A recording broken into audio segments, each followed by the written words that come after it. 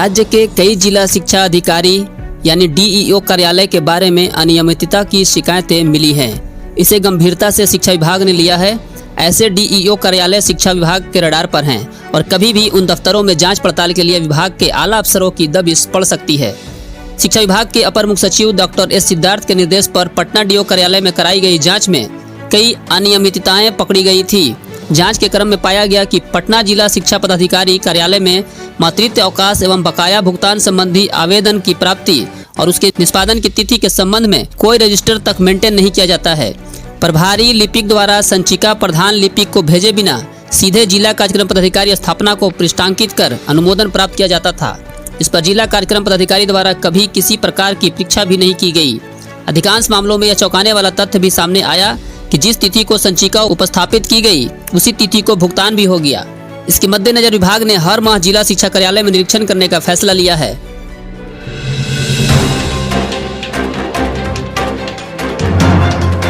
राज्य के सभी जिलों में bench desk, submersible, prefab structure, bag, थाली की आपूर्ति, स्कूलों की मरम्मती के नाम पर सबसे बड़ा घोटाला हुआ है, जिसकी सीबीआई से जांच होनी चाहिए।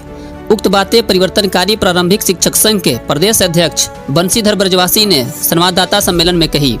उन्होंने कहा कि शिक्षकों के सम्मान के लिए अपनी नौकरी कुर्बान कर दी, लेकिन झुके नहीं।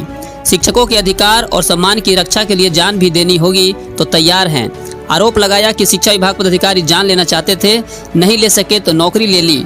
उन्होंने कहा कि पूर्णिया में प्रत्येक वर्ग कक्ष में 33,000 रुपये का फर्जी एस्टीमेट बनाकर बिजली वायरिंग के नाम पर करोड़ों रुपए की लूट हुई है। जो वाउचर ट्रेजरी में भेजे गए उस पर प्रधान अध्यापकों के हस्ताक्षर फर्जी हैं। एक एक वाउचर की जांच होगी तो सभी घोटाला सामने आ जाएगा। इस दौरान बर्खास्तगी वापस करने की मांग की गई है। कहा गया कि ऐप से हाजिरी को वापस नहीं लिया गया तो राज्य के सभी जिला मुख्यालयों पर विशाल प्रदर्शन होगा।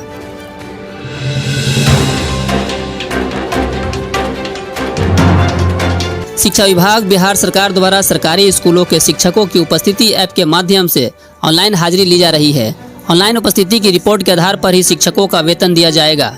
इस क्रम में विभाग को जानकारी मिली है कि कुछ ऐसे शिक्षक व शिक्षिका हैं जो सुबह में निर्धारित समय पर स्कूल आते हैं और उपस्थिति बनाकर वापस चले जाते हैं। इसके बाद स्कूल की छुट्टी के कुछ देर पहले आते हैं और ऐप पर आउट यानी कि ऑनलाइन अटेंडेंस में आउट दिखाकर चले जाते हैं।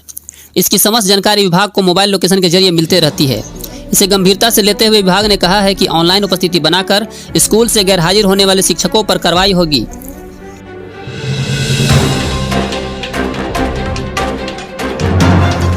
सक्षमता पास शिक्षकों की पदस्थापना को लेकर ऊहापोह की स्थिति बनी हुई है, जिससे इन शिक्षकों में भ्रम की हालात हैं।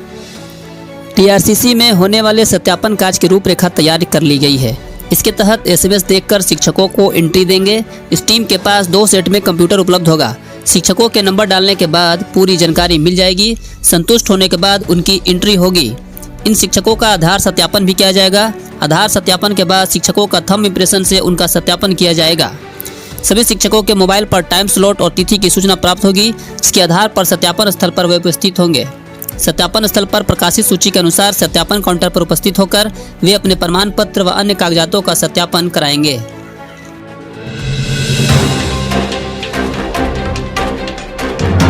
सरकारी विद्यालय में शिक्षा एवं व्यवस्था सुनिश्चित करने के लिए विभाग हर कोशिश में जुटा है।